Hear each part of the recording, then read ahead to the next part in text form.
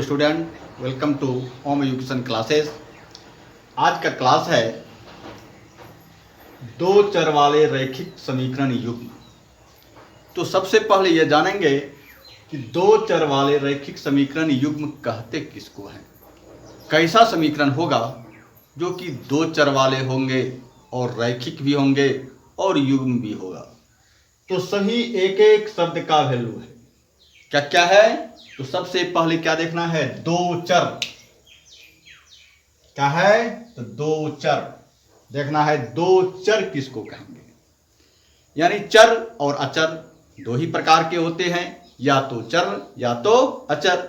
अचर वैसे अंक होते हैं जिसका वैल्यू सिर्फ एक होता है, उसका वैल्यू बदलता नहीं है। लेकिन चर कभी भी अपने पोजीशन पर कुछ वैल्यू आता है तो किसी पोजीशन पर कुछ वैल्यू आ सकता है। इसके क्लास में और देखेंगे। तो देखते हैं क्या है कि दो चर। सबसे पहले किसको कहेंगे? दो चर। दो चर यानी कि ए एक्स और बी वाई। दो चर है, एक चर है एक्स और एक चर है वाई। तो एक्स और वाई दो चर है, ए और बी अचर है। ए और बी अचर हैं और एक्स और वाई चर है। दो चर वाले हो गया रैखिक समीकरण। क्या है? रैखिक। रैखिक का अर्थ है इसका जो आलेख होगा, इसका जो ग्राफ होगा वह सरल रेखा में होगा, रैखिक में होगा, सरल रेखा में होगा, स्ट्रेट लाइन में होगा। तो रैखिक हो गया। यानी रैखिक उस समीकरण कहलाते हैं जिस पर घात क्या रहे? एक रहे। इस पर भी घात क्या है? एक। और वाई पर भी घात क्या है? एक। एक घात रहे और दो चर। तो दो चर समझ गए, रैखिक समझ गए। अब समीकरण का अर्थ होता है कि उसका वैल्यू कुछ रहे, इसका वैल्यू कुछ आता हो। तो उसका वैल्यू है, मान लीजिए सी। वैल्यू क्या है? एक कांस्टेंट सी है।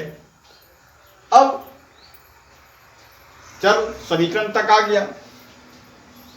अब आता है युग्म। युग्म किसको कहेंगे? युग्म का अर्थ होता है जोड़ा। एक समीकरण नहीं होगा, दो चर रैखिक समीकरण में दो समीकरण होगा। तो दो समीकरण को ही कहते हैं युग्म। एक समीकरण और लेते हैं जिसको मान लेते हैं वन, b1 तो c1।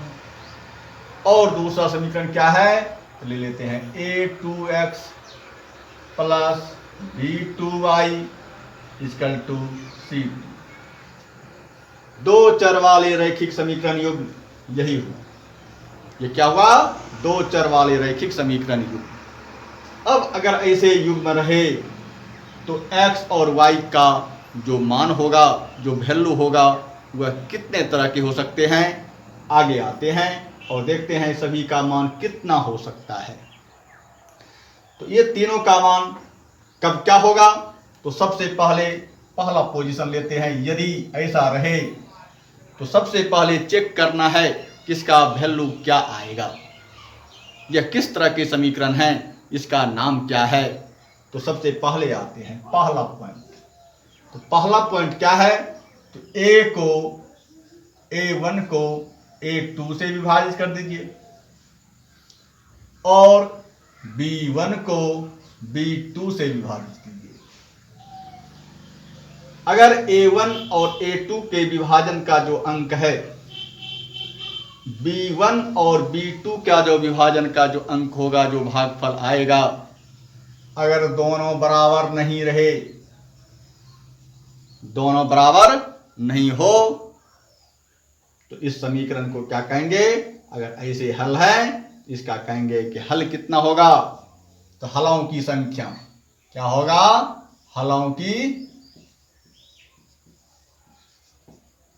संख्या अगर इस पोजीशन पर है तो हलों की संख्या सिर्फ एक होगा, एक होगा।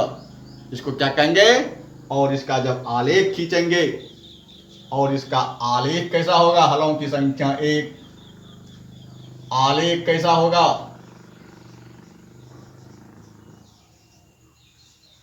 आलेख कैसा होगा? तो प्रतिच्छेद होगा। क्या करेगा? प्रतिच्छेदी आलेख होगा।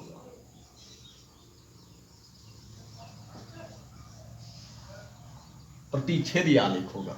अर्थात इसका आलेख कैसा होगा, जब इसका आलेख खींचेंगे, इसका आलेख खींचेंगे ऐसे करके, तो एक्स अक्ष को क्रॉस करेगा, एक्स अक्ष को क्रॉस करेगा, चाहे यहां करे या धनात्मक में करे, ऋणात्मक में करे, वह तो अचर पद पर डिपेंड करेगा, लेकिन इसका आलेख ऐसा बनेगा।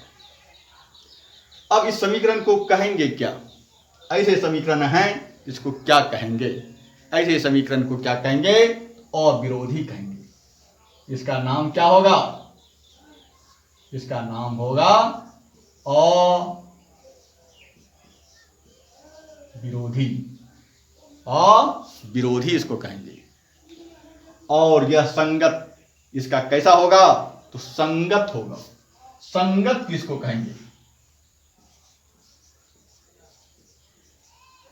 इतने बात को जानकारी रखना है कि संगत किसको कहते हैं? जिसका हल हो, जिसका हल हम निकाल सकते हैं, वे समीकरण संगत कहलाते हैं। वे समीकरण संगत कहलाते हैं।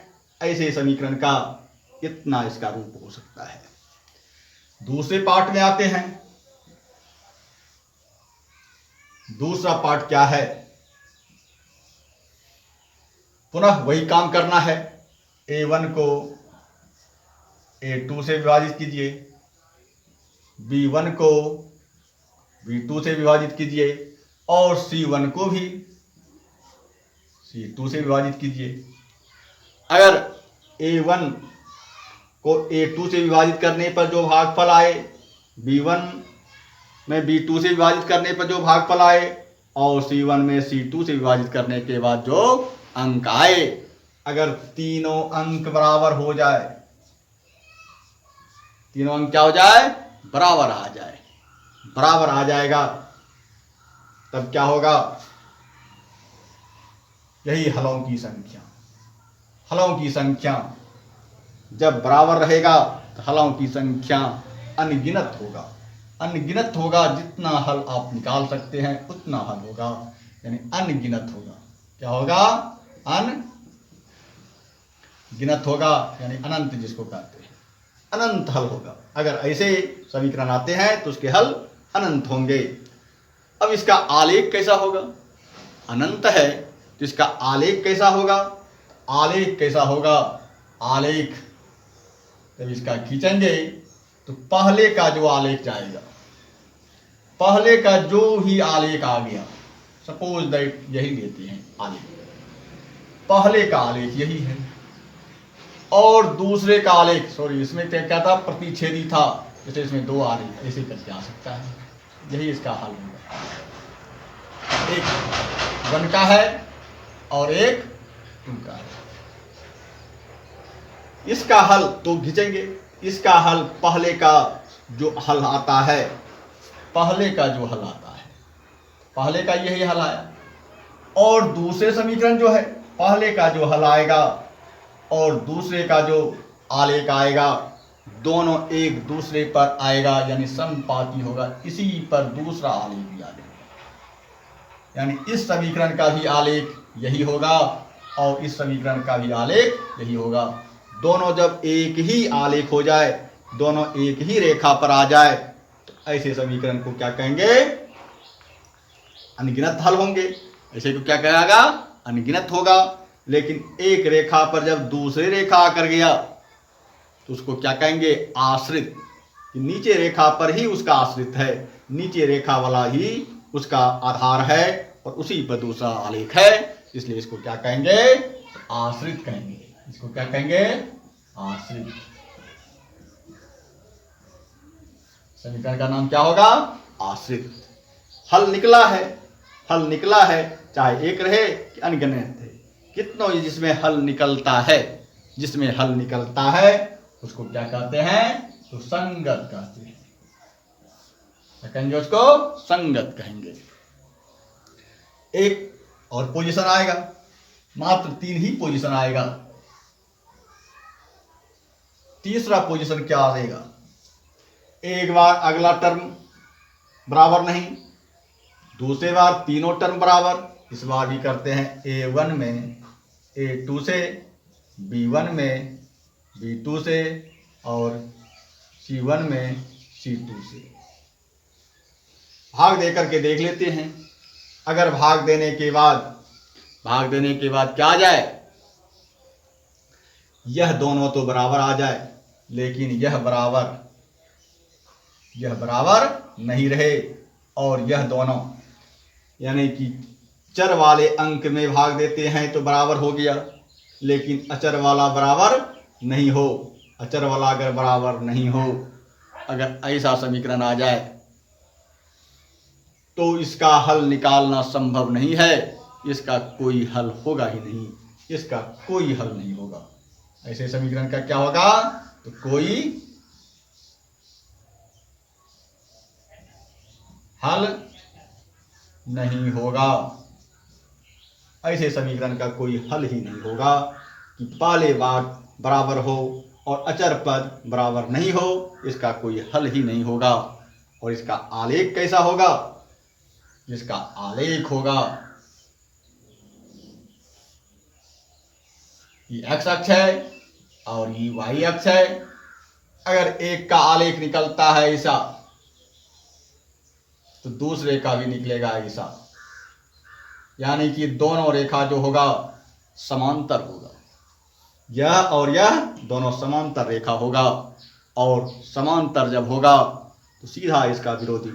समांतर का परिभाषा होता है अनंत तक बढ़ाइए, प्रतिच्छेद नहीं करता है, और पहला प्रतिच्छेद करता है। पहले का नाम क्या है, अविरोधी। इसका जस्ट उल्टा क्या होगा, विरोधी होगा। जस्ट उल्टा इसका क्या होगा, नाम विरोधी होगा।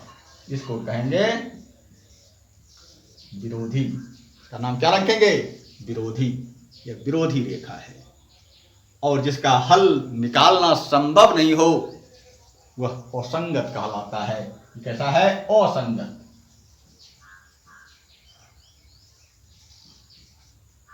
असंगत होगा। यही 3 स्थिति आ सकता है, किसमें, 2 चर वाले रैखिक समीकरण में यही 3 स्थिति आ सकता है। इसके अलावा कोई स्थिति नहीं आएगा। धन्यवाद। अगर वीडियो अच्छा लगे तो लाइक और सब्सक्राइब करेंगे।